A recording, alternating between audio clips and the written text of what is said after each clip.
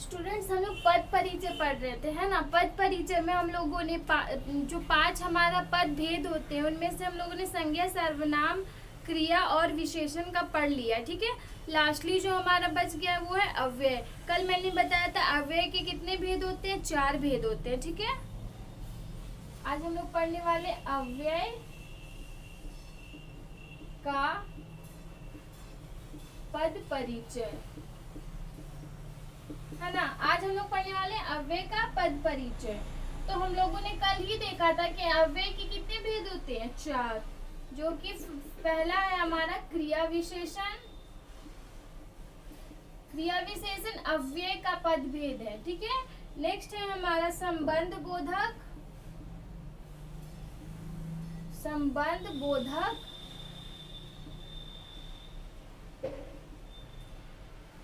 Third है हमारा समुच्चय बोधक। समुच्चय बोधक। और फोर्थ नंबर जो कि लास्ट है हमारा विस्मयादि बोधक। विस्मयादि बोधक। ये क्या है, 4 अव्यय का भेद है, ठीक है। 4 भेद है अव्यय का ये। तो क्रिया विशेषण, अतः क्रिया विशेषण का पद परिचय देते समय हमें किन बातों का ध्यान रखना चाहिए वो हम लोग देखेंगे। हम लोग चारों के बारे में देखेंगे, ठीक है। तो पहले हम लोग देखेंगे क्रिया विशेषण के बारे में, किन बातों का हम लोगों को ध्यान देना है। अतः क्रिया विशेषण, अतः क्रिया विशेषण का पद परिचय देते समय का पद परिचय देते समय, पद परिचय देते समय हमें निम्न बिंदुओं की जानकारी, हमें निम्न बिंदुओं की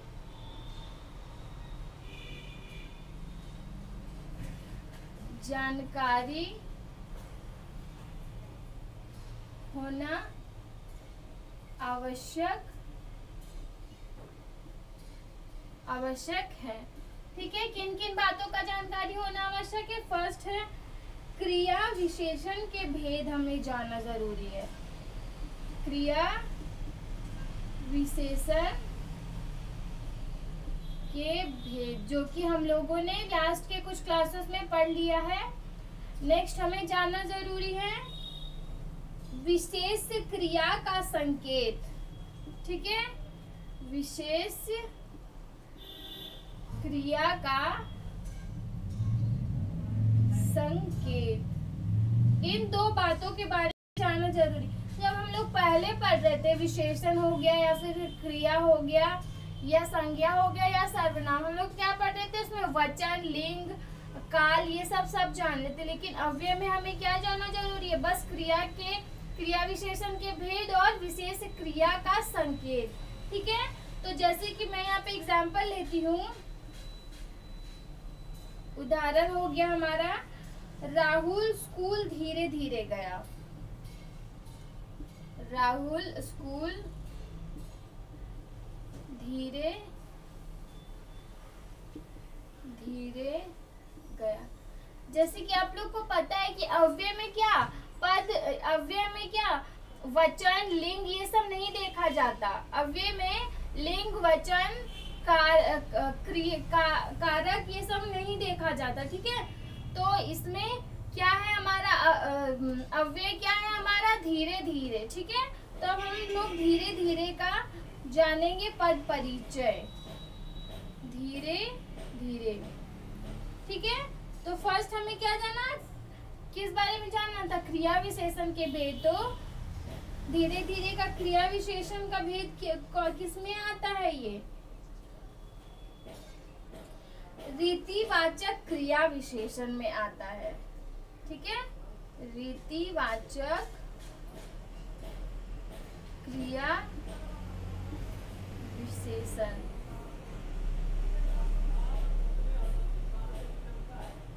और क्या चीज हमें पता करना था? विशेष क्रिया का संकेत पता करना था।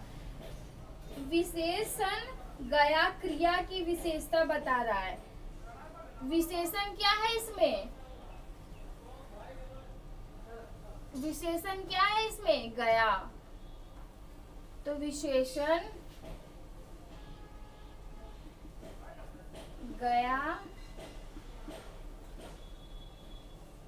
विशेषण गया क्रिया की विशेषता बता रहा है। गया मतलब गया एक विशेषण है और जाना है क्या है? क्रिया है, तो क्रिया की विशेषता बतला रहा है। ठीक है, विशेषता बता रहा है। समझ में आ गया ना? देखिए क्रिया गया क्या विशेषण, गया विशेषण का विशेषता बतला रहा है। गया क्या है? क्रिया है। आना, खेलना, कूदना, ये सब क्या था? क्रिया। तो क्रिया की विशेषता बतला रहा है क्या? कि धीरे धीरे। ठीक है, गया की विशेषता कौन बता रहा है? धीरे धीरे। हो गया। अब हमारा नेक्स्ट क्या है? संबंध बोधक के बारे में हम लोग पढ़ेंगे। ठीक है, संबंध बोधक।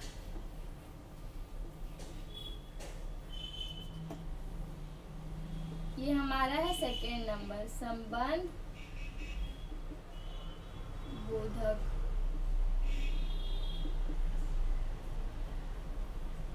संबंध बोधक का पद परिचय देते समय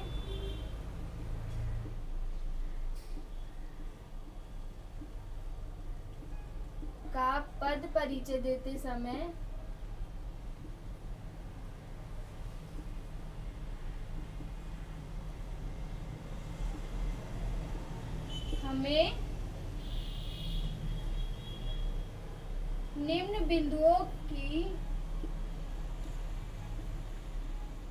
बिंदुओं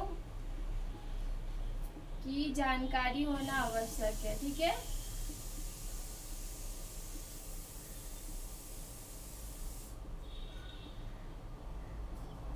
जैसे कि आप लोगों से क्वेश्चन में ये भी पूछ सकता है कि संबंध बोधक के पद परिचय देते समय हमें किन बिंदुओं की जानकारी, तो आप लोग ऐसे ही लिखोगे, संबंध बोधक का परिचय देते समय हमें निम्न बिंदुओं की जानकारी होना आवश्यक है।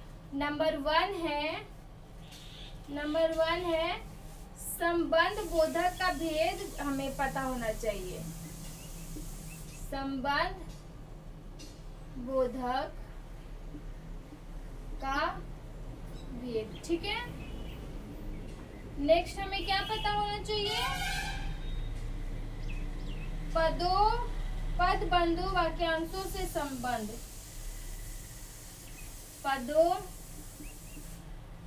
पद बंधु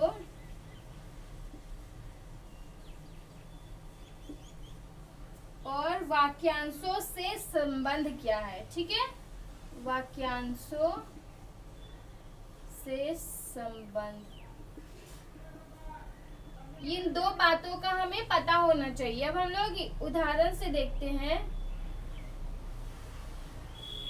यह कार्य राम की वजह से सफल हुआ।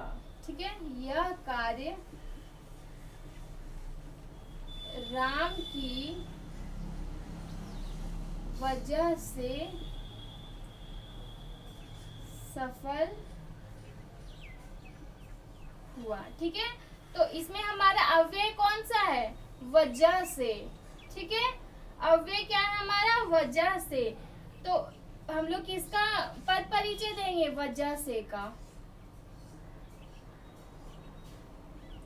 ठीक है, तो हमें पहले क्या पता होना चाहिए? संबंध बोधक का भेद।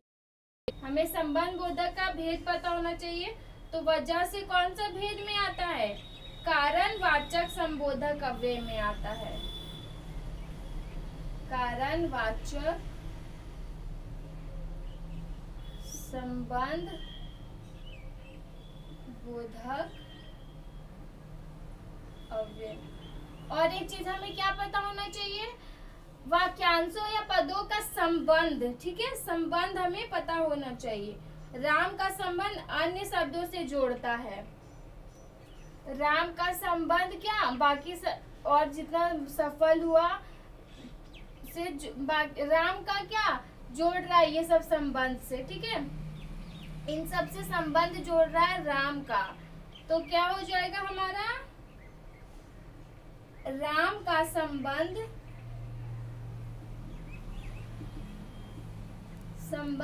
अन्य लोगों से अन्य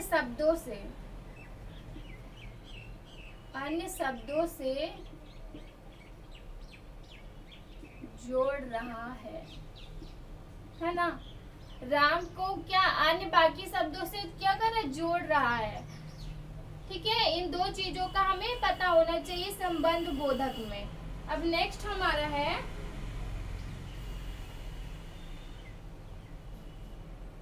समुच्चय बोधक, ठीक है। नेक्स्ट हमारा क्या है, समुच्चय बोधक।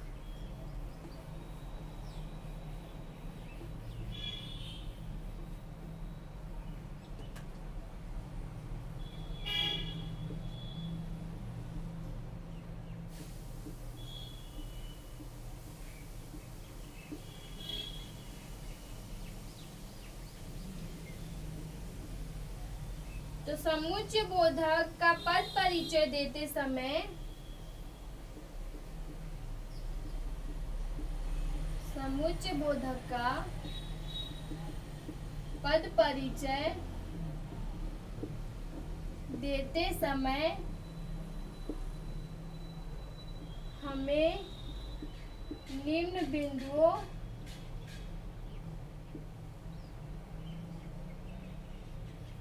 के बारे में जानना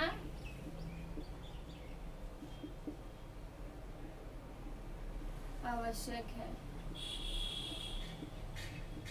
देखते हैं कि इन बारे में जानना जरूरी है।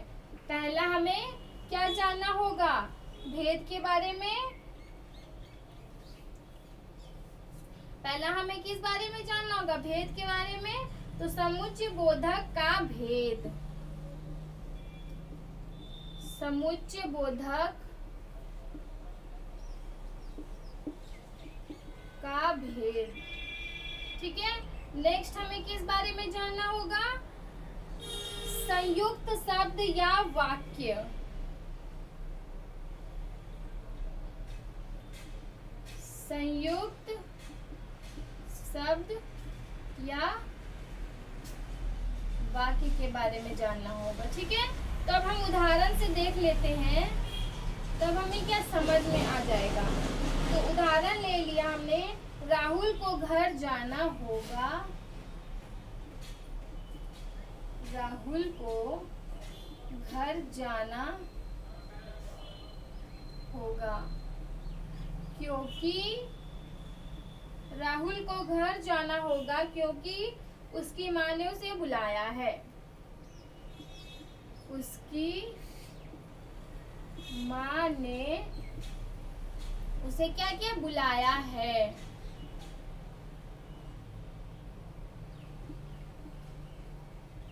ठीक है, उदाहरण हमने क्या लिया, राहुल को घर जाना होगा क्योंकि उसकी माँ ने उसे बुलाया है। ठीक है, तो फर्स्ट हमें क्या देखना है इसमें, समुच्चय बोधक का भेद। तो पहले हम लोग को बताना है कि इनमें से अव्यय क्या है। ठीक है, अव्यय क्या है हमारा, क्योंकि, क्योंकि हमारा है अव्यय। अब ये समुच्चय बोधक में किस भेद में आता है, तो ये किस भेद में आता है, कारणवाचक व्यधिकरण समुच्चय बोधक। ठीक है,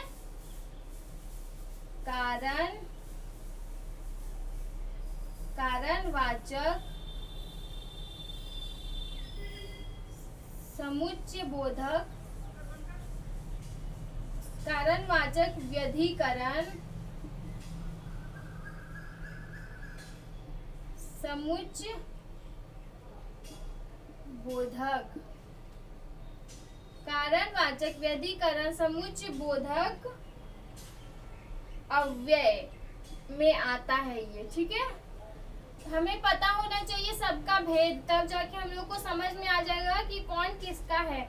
तो कारण यहाँ पे वाचक क्यों हुआ, क्योंकि कारण बोला जा राहुल की को घर जाना होगा, उसका कारण क्या है, क्योंकि उसकी माँ ने उसे बुलाया है। नेक्स्ट हमें क्या जानना होगा, संयुक्त शब्द या वाक्य। तो संयुक्त शब्द कौन सा है इनमें से,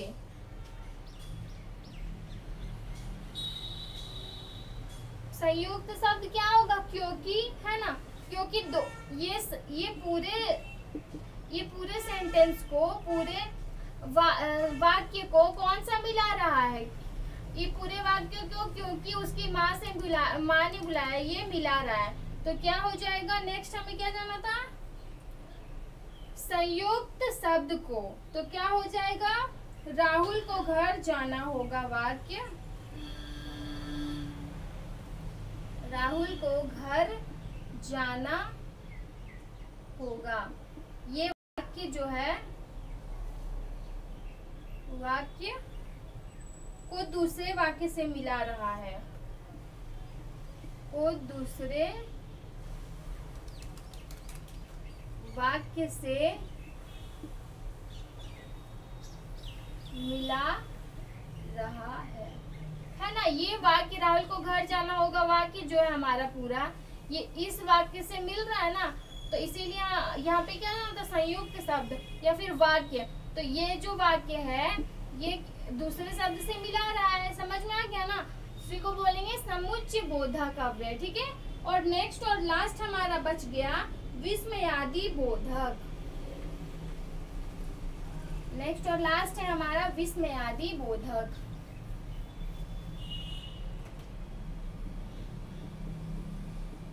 विस्मयादि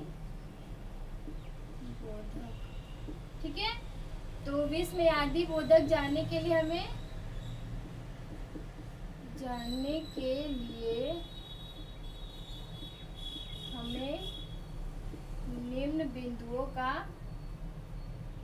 निम्न बिंदुओं को जानना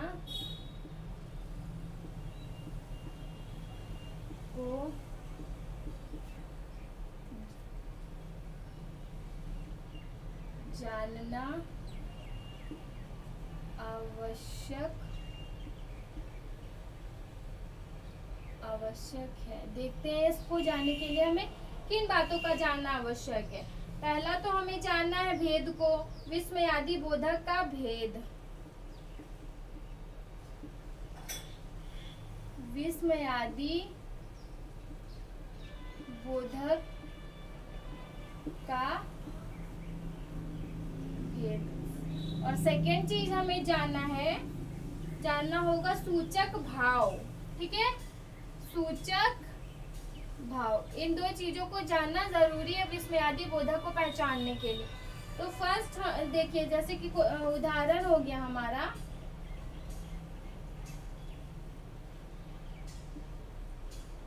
हाँ, राहुल के दादाजी का स्वर्गवास हो गया।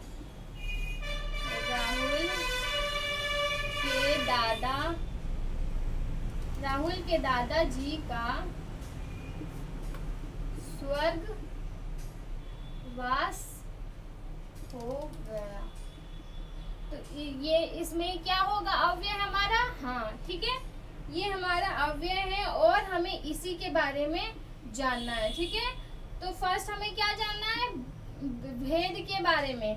तो ये किस भेद में आएगा, विस्मयादि बोधक अव्यय, ये विस्मयादि बोधक अव्यय में ही आएगा, ठीक है।